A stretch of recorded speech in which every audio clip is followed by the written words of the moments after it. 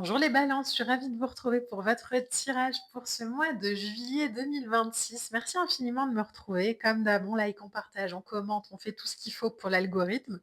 Merci infiniment à tous ceux qui le font et surtout, ça me fait extrêmement plaisir d'avoir vos retours par commentaire. Même ceux qui m'envoient des petits messages privés comme ça en milieu de mois, j'adore. Merci vraiment. Ça donne vraiment du sens aussi à mon travail, quand j'organise, quand j'enregistre ces, horoscopes de mon côté. Donc vraiment, merci pour ça. OK, alors les balances, on est parti. Bon, alors ça saute dans tous les sens. OK, il y a du message. Donc déjà, on a la mort, hein, qui s'est retournée. Donc la mort, c'est de la transformation, hein. Il y a personne qui meurt, au mois de juillet, mais c'est, vraiment, l'idée de sortir définitivement de schémas, de situations, de relations, stériles, qui n'ont plus lieu d'être, en fait, dans votre vie. Peut-être qu'on les gardait avant parce qu'elles nous sécurisaient, mais en fait, aujourd'hui, comme on n'y trouve plus de sens, hop, ça dégage. Alors là, j'en ai un peu trop. Bon, on va les prendre. Oh! En dos de deck, on a les amoureux. Les amoureux, ça nous parle, de choix entre la raison et le cœur, mais surtout d'harmoniser les 2. Donc on va regarder. Alors, on a un 9 de bâton, OK, on a la mort. Vous en avez, une de plus comme les Verseaux. On a un page de bâton, on a un 5 de bâton, on a un roi de coupe, on a un as de bâton, on a un 9 de pentacle. OK, alors hop, je vais juste les mettre comme ça, vous pouvez bien voir. OK. Alors, on est parti pour vous les balances. Le 9 de bâton, c'est, alors j'ai envie de dire, c'est une lame qui nous parle de défense, mais elle nous parle surtout de consolidation intérieure. Le 9 de bâton, c'est vraiment la lame qui sort après une phase, d'effort prolongé. Elle évoque un peu la vigilance ou la persévérance ou, la capacité à tenir bon malgré une certaine forme de fatigue. Donc il y a peut-être une transformation qui a lieu pour vous, vous le sentez, hein, que ce soit dans vos croyances, que ce soit dans, la vie quotidienne, que ce soit dans la façon de faire, dans la façon de choisir, de percevoir. Alors je dis choisir parce que je vous rappelle qu'on avait, les amoureux en d'autres decks, mais il y a vraiment une posture aujourd'hui, je crois, de défense lucide où on se rend compte que on a peut-être trop autorisé les gens, les situations, les énergies extérieures à marcher sur notre ligne. Moi, j'aime bien voir, alors on prend la carte du milieu, mais votre territoire personnel, hein, ça pourrait être, cette forme-là, un rectangle, un carré, un rond. Vraiment, voyez l'image qui est la vôtre. Et l'idée, c'est que très souvent, quand on met son pouvoir à l'extérieur, on autorise les gens à venir marcher comme ça sur notre ligne, à piétiner notre territoire, et cetera, et cetera. Et là, j'ai la sensation qu'aujourd'hui, il y a avec le 9 de bâton, quelque chose où on se rend compte que, en fait, ça a été trop compliqué, quoi. Donc aujourd'hui, il y a une posture comme ça, pour vous les balances, où pas on se défend parce qu'on est attaqué, mais en fait, l'expérience nous a appris que la limite, il fallait la poser assez rapidement. J'aime bien aussi, cette image de, quand on n'a pas conscience de sa lumière ou de sa valeur, nos limites, elles sont toujours très loin. Donc, bah, les gens vont pouvoir rentrer, les herses ou, les portes vont être ouvertes. Donc du coup, ça autorise tout le monde à, venir critiquer, venir juger, venir donner son avis, et puis, bah, nous, comme on n'a pas conscience de notre valeur, bon, bah, voilà. Alors que quand on a conscience de sa lumière, on sait où sont nos limites et que le premier qui débarque et qui nous, manque de respect, en fait, il a vite fait de repartir sur son territoire. On n'est pas obligé de le faire méchamment, mais on peut dire: «En fait, ça avec moi, c'est non, quoi». Tu peux exprimer ce que tu as à faire, mais dans la limite, du respect et de mes valeurs. Donc là, il y a vraiment ce truc-là, je crois, aujourd'hui pour vous. Vous avez compris aussi, votre transformation, votre évolution, vos besoins, vos désirs et que du coup, c'est plus possible d'agir avec vous comme on agissait avant. Alors ça va peut-être en surprendre plus d'un, hein, mais, en tout cas, il y a une vibration comme ça où, j'ai remis un peu à zéro aussi, ce que je suis et du coup, comme il y a beaucoup plus d'authenticité et que je me reconstruis, les limites sont beaucoup plus, fluides, beaucoup plus visibles. Le page de bâton, vous le voyez, hein, c'est un personnage comme ça qui monte, une montagne, qui monte un peu une colline. Il y a cette idée d'être au début aussi de cette façon de faire. Donc il peut y avoir un peu de maladresse, hein, avec un valet de bâton. Donc on est prudent quand même. S'il y a un conseil aussi ici, c'est soyez prudent aussi dans votre façon peut-être de verbaliser les choses. Connaître ses limites, ça ne veut pas dire attaquer, hein. Ça veut juste dire, bah, en fait, je n'engage plus mon énergie dans des combats qui n'ont pas sens pour moi. Donc si quelqu'un vient me voir et me fait une critique, je suis pas obligée de l'envoyer bouler méchamment, mais je peux juste dire: «Bah, en fait, tu sais, là, non. En fait, non. Juste non». Sans aller épiloguer derrière. Le valet de bâton, c'est aussi, voir, explorer, ses talents, découvrir sa voie personnelle, vivre des expériences riches, formatrices, trouver vraiment des choses comme ça qui motivent dans le concret, dans l'élan. C'est pour ça que je vous donnais cet exemple de quelqu'un va venir vous chercher et puis vous en fait, au-delà de ça, ça pourrait vraiment être, bah, là où avant j'osais pas dire non, ce mois-ci je vais le dire. Là où, avant par exemple j'acceptais, sans vraiment accepter parce qu'on m'a jamais demandé mon avis, mais de faire des heures supplémentaires, bah, au mois de juillet je vais dire: «Bah, en fait non, j'ai des choses de prévues, point».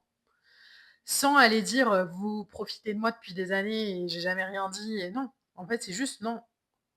En fait, non. «Ah mais tu es disponible pour ça?» «Non». «Ah mais ça te ferait plaisir de faire ça?» «OK». Des vrais oui et des vrais non. Parce qu'il y a de la maturité, parce qu'il y a de la constance, parce qu'il y a de l'instinct. Donc on cherche peut-être encore un peu à le mettre en place, donc on apprend, donc on le fait, mais on le fait. Donc ça va peut-être être des demi-non au départ. Mais en tout cas, ça va quand même se mettre en place sur ce mois de juillet.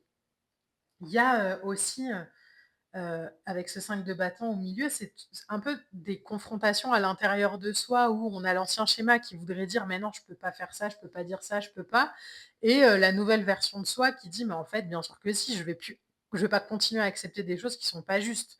Donc du coup, ça crée un peu parfois de l'agitation mentale, une espèce de lutte avec soi-même comme ça, où on se dit: «Mince, je me positionne pas», de la confusion à l'intérieur et en fait, là, le conseil, c'est le roi de coupe. Le roi de coupe, c'est en fait, je vais y aller parce que c'est juste pour moi, donc je vais faire les choses, je vais dire les choses, je vais, poser mes limites aujourd'hui parce que je peux plus faire autrement. Mais dans la maîtrise aussi des émotions, dans, la compréhension que, en fait, si je dis non, c'est pas une porte ouverte à «on m'aime plus», c'est pas une porte ouverte à «on m'abandonne». C'est vous voyez, on recule en fait du prisme émotionnel qui nous mettrait entre guillemets «dans un danger vital». Là où ça pouvait être avant notre plus grande peur, où on pourrait dire: «Oui, mais si je dis non, on m'aimera plus jamais». Bah, aujourd'hui, c'est en fait, je vais dire non, je vais y mettre les formes, je vais dire non et je vais voir à quel point en fait, beh, quand je le dis, en alignement, en maîtrise, en sagesse, si la personne en face, elle réagit en «je t'aime plus», bah, c'est juste qu'elle a pas compris, ce que c'était qu'une limite personnelle et que c'est son espace à elle. Mais en tout cas, c'est plus le mien. Donc le roi de coupe, c'est vraiment ça.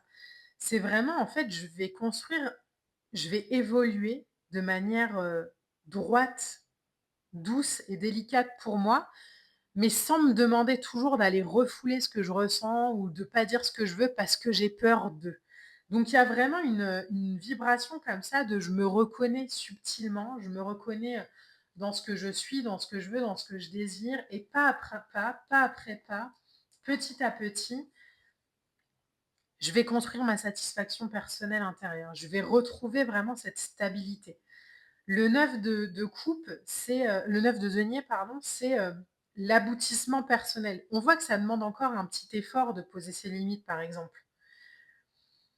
Et en même temps, on est beaucoup plus mature aujourd'hui. On connaît davantage sa valeur, donc c'est équilibré, donc c'est sécurisant.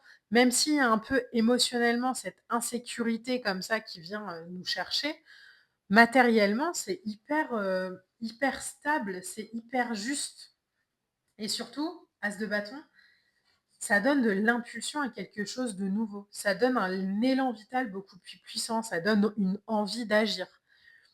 Donc de manière très concrète, là, dans votre tirage, il y a une transformation qui a pris place dans votre, vie, à l'intérieur de vous, dans vos croyances. Donc on apprend à faire avec ce qui est venu.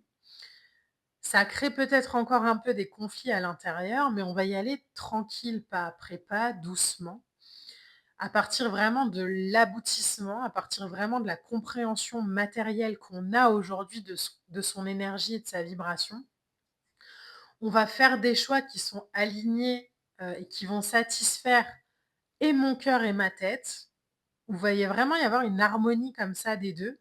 Et ça va vraiment, permettre une nouvelle façon de faire, une nouvelle façon de s'affirmer, une nouvelle façon de créer, une nouvelle façon d'initier.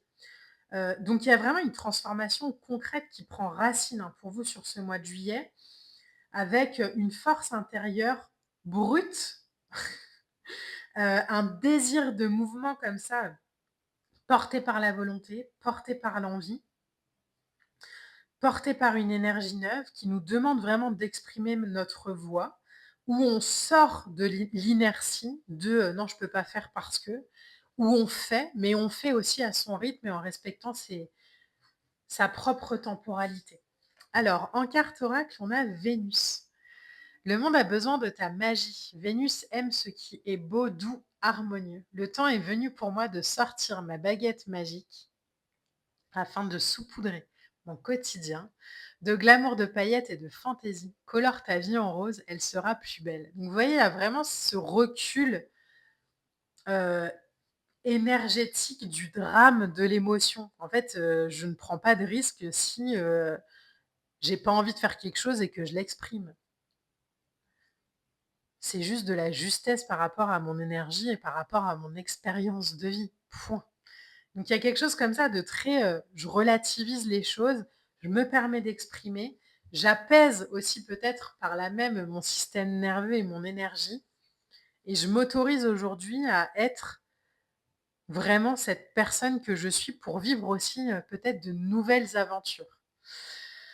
Donc les balances vraiment sur ce mois de juillet, faites confiance à ce qui vous traverse, respectez votre valeur, respectez ce que vous avez compris de vous-même et autorisez-vous aujourd'hui à faire des choix harmonieux pour votre énergie. Voilà, je vous embrasse, je vous souhaite un très beau mois de juillet, je vous dis à bientôt. Bye.